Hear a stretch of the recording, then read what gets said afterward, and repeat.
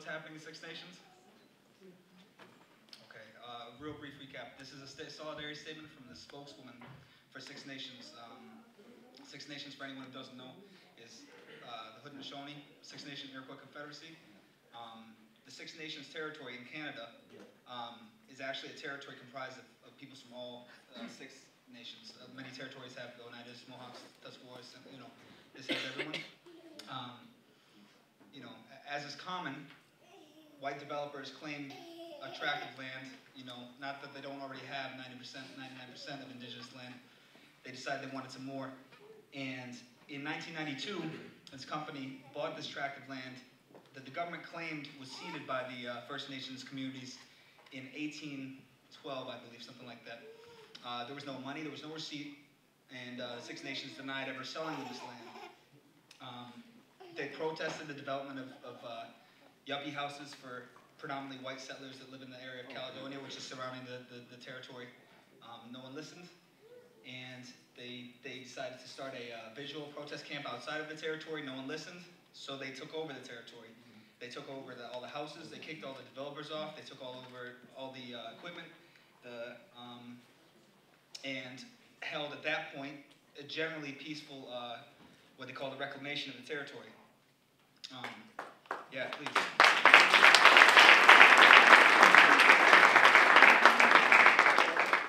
This, as is usual, obviously during the settler communities all over the North Americas get very, very angry, in particular when First Nations decide to reclaim what's theirs. This was the case here. Huge mob actions demonstrated, similar to what happened in 1990 when Mohawks took over the Oka crisis, or Garasatake, which hopefully many people are familiar with. The same situation, similar situation happened, where again, white settlers wanted to bulldoze over sacred pines and build a golf course. Because that's really important. It's vital to our needs. Over a sacred traditional territory of First Nations people. Here, between 200 and 300 police raided the territory at 4 or 5 in the morning, beat people up, tasered people, beat and tasered a young boy, and they took over the whole territory. And you can clap as soon as I'm done finishing this.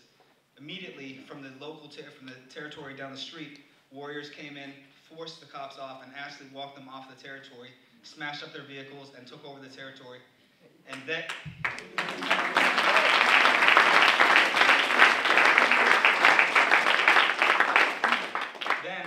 they appropriately decided to use the newfound confiscated equipment of the Halbert Developing Company. They dug up the highways, they blew up a power station plant, shut down the power to the whole city. You're gonna have to clap continuously because it keeps getting better. They chopped up, and I actually went up there, and I'll talk about that real quickly, but they chopped up the hydro power plants and they welded it to the sides of the highways, shutting off what there is the equivalent of 93 here. It pretty much shut down the entire city. It's a main thoroughfare through the city. They dug up the roads. They had the Sitting Bull Construction Company, which is a local construction company, come down and pour gravel and dirt all over the roads. They shut down a bridge in the back and they burned it to the ground, and they dumped all the rubble on top of a railway line, which is a major corporate industrial venture that has connections to corporate companies all over North America, Canada, the North Americas, and this cost billions. I mean, it was shut down for months and months. They had to lay off workers, they had to lay off managers of these companies. This was a huge problem. They built several barricades all around in strategic areas that the police and the military would come in and retake the land. And they set up war encampments all over. And at that point, there was major instigation from white supremacist groups over white supremacists. Obviously, the general politics of the groups protesting was white supremacists, but the over Nazis. There were threats of a Ku Klux Klan veteran, the 60s struggle, coming to solve the Indian problem. People across, there was minimal support from the settler communities around. There was minimal support, but in general, overwhelmingly, it was immediately send the military and smash this uprising and take the land back and continue developing. They've been up there for almost 10 months now.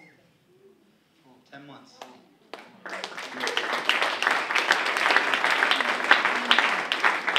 This is setting a precedent because not only have they been up there for 10 months, and I have absolutely no problem with the use of armed force to defend their territory, they haven't needed to at this point. Many times previously, the warriors had to take up arms to defend their territory, and firefights happened, and people got seriously injured. They've been able to do it without that. And they've also gotten guarantees from many nations across Canada that if the army comes in and takes over, there's going to be shutdowns all across the country. Now, one of the things that's convenient about colonial, relations to First Nations communities is that they always want to push where none of the settler society has to see. That tends to be where they put the main thoroughfares, where they put the main industrial plants, where they put the main mining corporations, where they put, all this stuff. So whenever, like in this situation, when they took back the land, boom, they shut down the power in the entire city like that. They shut down the traffic in the entire city like that. It's pretty incredible. So anyways, a lot of amazing comrades in Jericho, Boston helped to, we fundraised about, total of now, about $1,200 locally. We brought down, I took a trip up there when the barricades were up. They took the barricades down. There's a negotiation, part of the negotiations. They're very aware, and they put this out in comedy. They're calling the bluff of the Canadian government. If the government comes in with military force, the barricades go back up. But that was a prerequisite. Negotiations are stalled as usual. We took down medical supplies and food, and sent up quite a lot of money too. I'm going to be there's a request for more funds. The camp takes a lot of money to feed, especially through the winter. So please keep your eyes out. Jericho, Boston is going to be doing a lot of appeals for money, and it's absolutely imperative, particularly for white, activists, but for everyone that lives here, that anytime you can, focus on supporting First Nations resistance, you have to do it. You know what I'm saying? It's not really even a choice. We have to do it. We have to support this because, every time the territory is taken back and traditional ways are put back in power, that's one less inch of land, and this is something Ward Churchill's talked about a lot. That they can, this state can devour. Like our survival is connected. That's right. Directly. So that's enough of me ranting. I'm going to just read a statement. This is from Hazel Hill. She's one of the main spokeswomen. She also had several warrants out for her by the pigs up there. And so she wasn't able to come down. She's one of the main negotiators. So I'm going to read this statement from her about what's going on up there. It's very brief. But this message is being sent to you from the Haudenosaunee of the Grand River Territory, also known as Six Nations people. We have been involved in reclamation of a small parcel of our homeland since February 28, 2006, and have done so peacefully with respect and without the use of any weapons or violence, unlike the white settlers who continually attacked. The reclamation is a result of continued development of our territorial lands known as the Haldimand Tract. This tract of lands was granted to the Mohawks and such others of the Six Nations as a result of their alliance with the King of England during the Revolutionary Wars. This land was to be for their use and benefit for them and their prosperity forever. As long as the grass grows, the sun shines, and the rivers flow.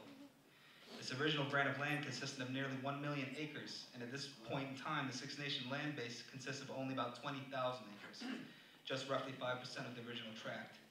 The rest of it has been occupied by settlers through many fraudulent land transactions, sales, including the 1841 surrender that the federal government believes it has for this particular land known as Douglas Creek, and now renamed by our people as, and I apologize if I have the pronunciation wrong, but Conostation, the protected place.